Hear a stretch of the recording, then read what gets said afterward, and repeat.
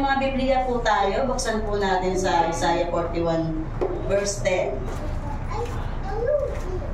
Ang ating tatalakayan ngayon is connected pa rin po sa series natin na Fearless. Lahat po tayo merong pangamba. Lahat tayo merong takot. Lahat po tayo, may times tayo, many times tayo, na nangangamba tayo sa future. O sa hinaharap. Well, normal naman po sa tao na matakot sa mga hindi natin alam na bagay. Pero bago po ang lahat, umpisa po muna natin sa maikling panalangin. Aming Diyos na makapangyarihan sa lahat. Panginoon, salamat po sa umagang ito. At muli, Panginoon, pinagkatipon-tipon mo kami, Lord God. Salamat sa mga kaluluwang nandito, Lord God. Sa biyaya mo, Lord God, na nanaihatid mo kami dito sa inyong bahay, panambahan, Lord God. Lord, dumadalaman po ako sa umagang ito, Lord God. Nasamahan mo ako, Lord God, at pagkagamitin mo, Lord ako. At ang tanging tinig mo lamang, Lord God, ang marinig na mga kaluluwang nandito, Lord God. Samahan mo ako, Lord God. Pangunahan mo ako, Panginoon. Salamat po. Ito lamang po ang aking kasamang dalangin sa pangalan ni Jesus. Amen. Normal naman po sa mga taong natatakot ang mga bagay natin na hindi alam. Pero uncertainties or yung walang kasiguraduhan. Yung hindi sigurado sa magiging outcome ng kinabukasan o anuman. Sino po dito yung gano'n? Amen. Amen. Ako gano'n. Now, iba-iba naman po yung situation natin, ang pinagdadaanan. Pero lahat, dumaranas nito at takot sa pangangamba. Amen? Ngayon po, paano nga ba natin ito matatagumpayan yung takot? How we overcome fear? Dito po sa ating tatalakayin ng mga talata, ating pong matutunghayan ang pinakamainam na kaparaanan upang mapagtagumpayan natin ang mga takot sa hamon ng buhay sa pamamagitan ng pananampalataya natin sa ating Diyos na makapangyarihan sa lahat. Kaya po ituon natin, mga kapatid, ang ating isipan, ating puso at ating mga mata sa Diyos na makapangyarihan sa lahat. Doon po maglalaho ang ating takot sa buhay kasi nakaasa na tayo, nakaangkla na tayo sa ating Lord na makapangyarihan. Ngayon po, basahin po natin ang Isaiah 41 verse 10. Sa English po, "Do not fear, for I am with you. Do not be dismayed, for I am your God. I will strengthen you and help you. I will uphold you with my righteous right hand." Amen. Now, ianda po natin yung ating puso na tumanggap sa salita ng Diyos. Ito po kasi yung sinasabi ng Diyos sa kanyang bayan, ng Israel, patungkol po dito sa Isaiah. Yung pinadanas ng Diyos sa bayan ng Israel, ang pagdidisiplina. Pinadaan sila sa hirap dahil sa pagre-rebelde nila sa Lord. Hinatulan sila ng Lord, pinalaya sila sa kanilang bansa at sila'y nangamuhan o inalipin o ginawang bihag sa Babylonia. At ito po ang pinangakuhaan ng Lord na huwag kang matakot. Sabi nga po ng verse na binasa natin na, "Do not fear, for I am with you. Do not dismay, for I am your God. I will strengthen you and help you. I will uphold you with my righteous right hand." So yung bayan niya, hindi talaga niya tunay na tinakwil. Talagang dumaan lang sila sa pagsubok. Katulad ng akala natin sa sarili natin pamumuhay. Akala natin pinabayaan na tayo ng Lord. Kasi hinahayaan niya tayo na maghirap Nagrereklamo na tayo. Ganun din po yung mga Israelita, nagrereklamo na rin. Kasi akala nila, pinapabayaan sila ng Lord. Sa mga pagsubok natin, ngunit hindi pala. Lahat pala ng laban natin, hindi pala dapat tayo matakot. Kasi sinasabi niyang, sasamahan niya tayo O kasama natin siya sa lahat ng step ng buhay natin, ng step ng laban natin. Ganun kabuti ang Lord sa pamumuhay natin. Amen po? Amen. Kasi po sabi sa Tagalog na verse na binasa natin, "Ako isa sa iyo, huwag kang matakot. Ako ang Diyos, hindi ka dapat mangamba. Para lakasin kita at tutulungan, iingatan at ililigtas." Amen. Now, balik po tayo sa mga Israelita. Nung panahon po na pinadaan sila ng pagsubok ng Lord, napakarami pong mga Diyos-Diyosa ng panahon yun. So may pagkakataon po or tendency sila na dahil nahihirapan sila is tumigil sila sa mga Diyos-Diyosan or magsamba sila. Dahil hirap na sila ng mga panahon na yun eh. Humingi sila ng tulong sa Diyos-Diyosan. May ganong thinking na sila. Dito po kasi sa Isaiah 41, china-challenge ng Diyos yung mga Diyos-Diyosan. Sabi ng Lord doon sa mga Diyos-Diyosan na yan ay walang kwenta to. Wala itong mga kabuluhan dahil ako yung tunay na Diyos. Sa akin kayong magtiwala. Huwag natin po kasi mga kapatid, iasa yung mga sa mga Diyos-Diyosan ang ating future. Sa panahon po kasi ngayon, marami ng mga tao na umaasa sa mga good luck, sa mga swerte, dahil sa paniniwala may Diyos-Diyosan. Pero tayo mga Kristiyano, wala tayong pinaniniwala ang Diyos-Diyosan. Kundi ang tanging Diyos lang, si Kristo lamang ang ating pananampalatayaan. Amen? Meron naman pong minsan, inaasa natin ang future natin. Kung yung magkano yung laman ng bangko mo, kung magkano yung laman ng ipon mo, di ba? Na parang sa isip natin is, save na tayo kasi malaki-laki din na naiipon ko.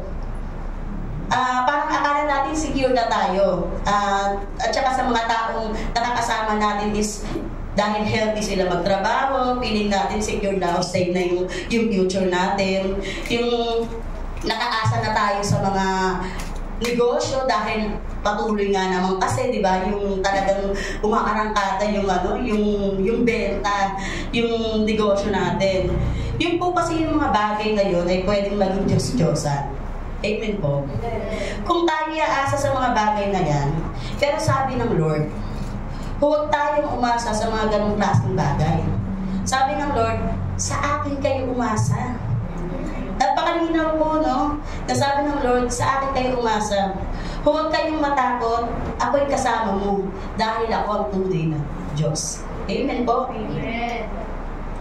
Sabi nga po sa verse, di ba, na sa Tagalog po, huwag kang matakot, ako ang Diyos. Hindi ka dapat mangamba, palalakasin kita, tutulungan at iingatan, ililigtas. Napakabuti po ng Lord sa buhay natin. Ito po yung mga katuruan natin ngayong umaga sa mga sinabi ng Lord sa verse na ito.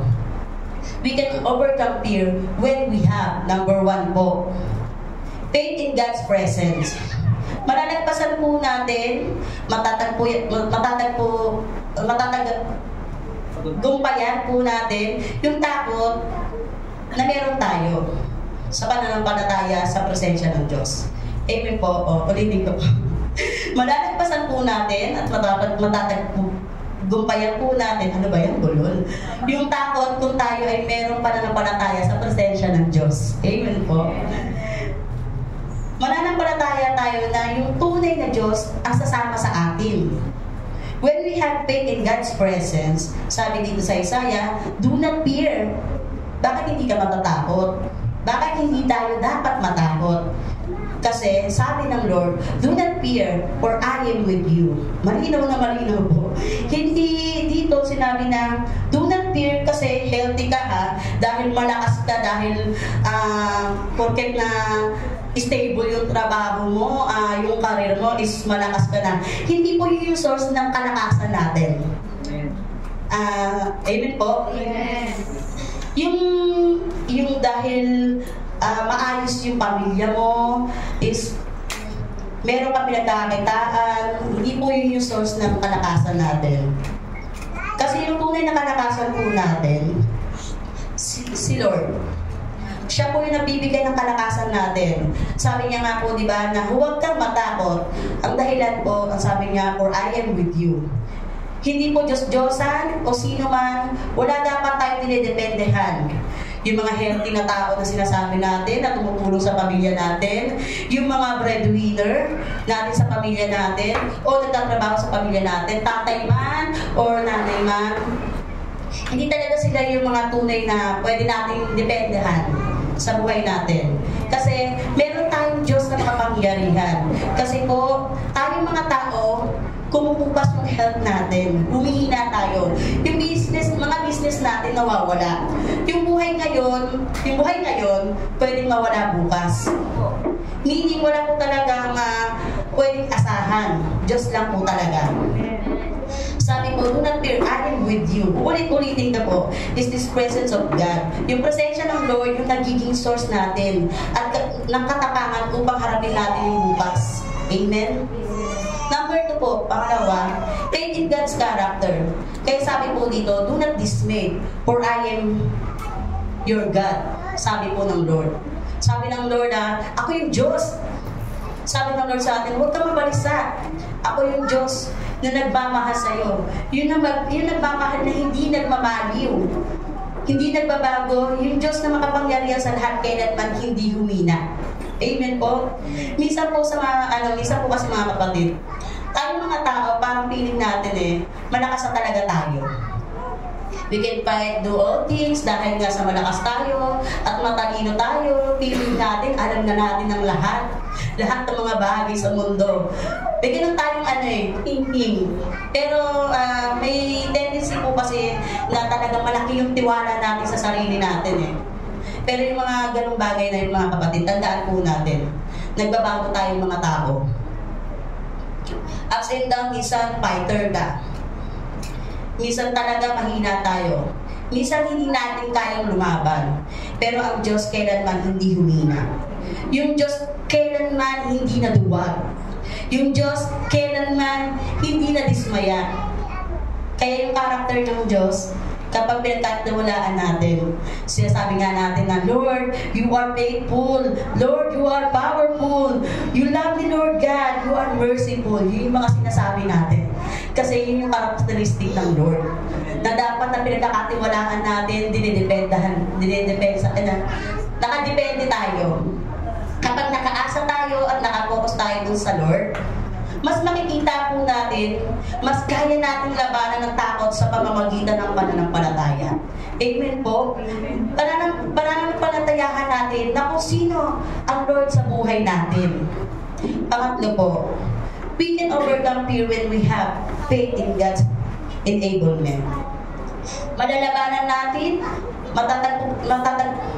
gumpayan natin ang ating takot sa ating pananampalataya sa Diyos na siyang nagpapalakas sa atin. Uulitin ko po, ang nagpapalakas po sa atin, hindi pamilya lang po. Opo, kasama po yun, kasama talaga sa buhay natin magpalakas, motivational po, yung mga anak natin, yung mga kamuha natin dyan sa FB, yung love, nagkakunta na. Diba? Yun yung mga nagpapalakas sa atin sa pamumuhay natin ngayon. Pero, ang totoo po mga kapatid, hindi lang yan ang nagpapalakas sa atin. Kundi yung nagpapalakas sa atin, yung presensya ng Lord, yung pananampalataya natin sa Lord. Sabi dito ng Lord sa Isaiah, I will strengthen you and help you. I will uphold you with my righteous right hand. Enablement po yan. Amen po. Sa panahon natin, hindi natin kaya. God will enable us. Sa panahon na naduduwag tayo, God will enable us.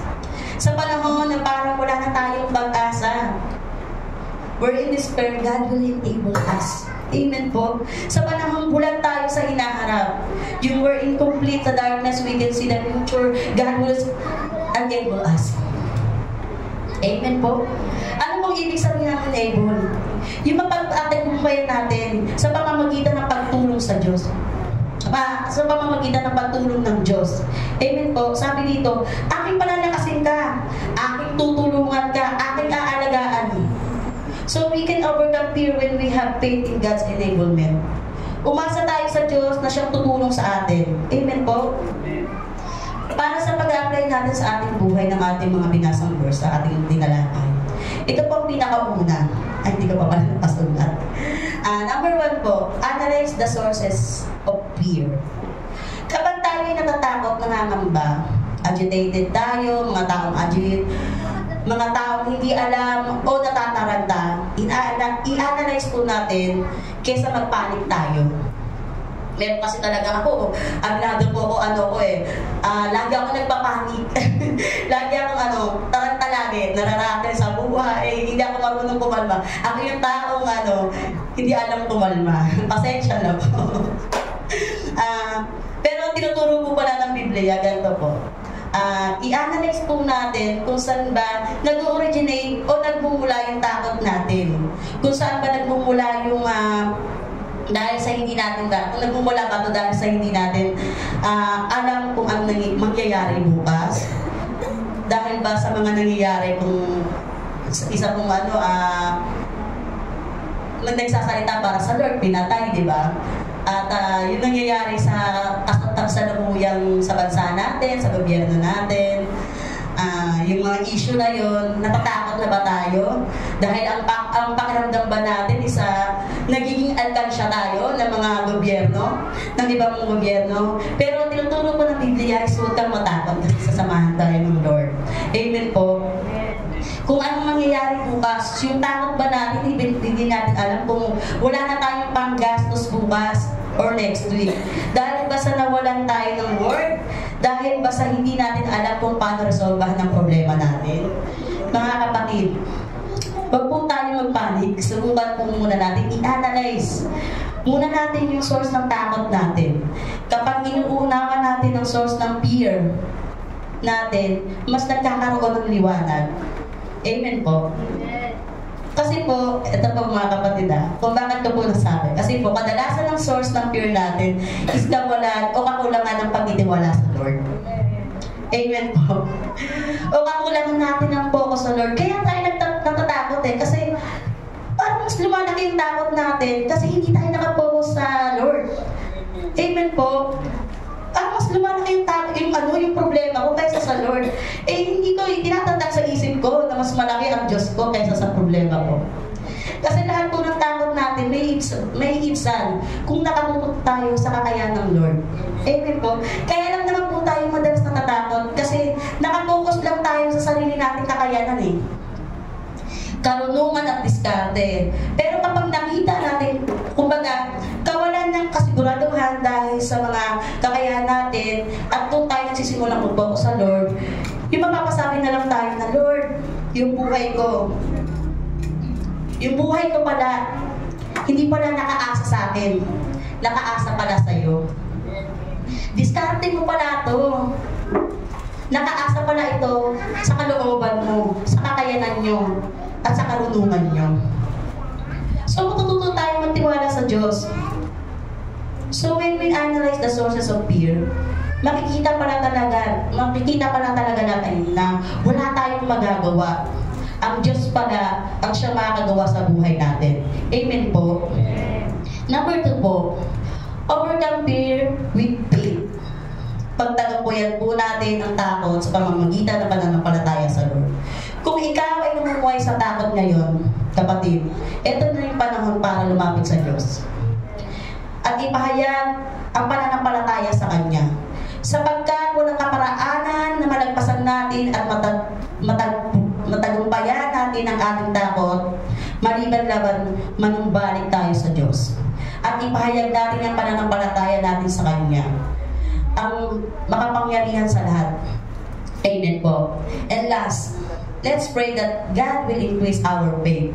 Amen. Tama po ba, mga intercessor? Let's pray God will increase our faith. Mga kapatid, ipanalangin natin sa Diyos ng ating pananampalataya ay mas lalo niyang palakasin. Mas lalo niyang palalimin, mas lalo niyang palawakin o palakihin ang ating pananampalataya. Kasi pag ang ating faith is malaki, ang takot natin maliit. Amen po. Kapag ang pananampalataya natin nakatuon sa Lord at nauunawan natin kung sino ang Lord sa buhay natin, makikita natin ang kalakihan ng Diyos at makikita natin ang kalaitan ng mga problema natin, ng mga pagsubok natin, yung mga takot natin dahan-dahan nawawala. Nagkakaroon po tayo ng fearless heart. Amen po. Last na po ito. Kasi yung faith natin sa Lord nag-i-increase, lumalawak, lumalaki. Kasabay nito, pagliit ng mga problema natin. Amen po. Ay lamang po salamat po sa oras na ito at salamat sa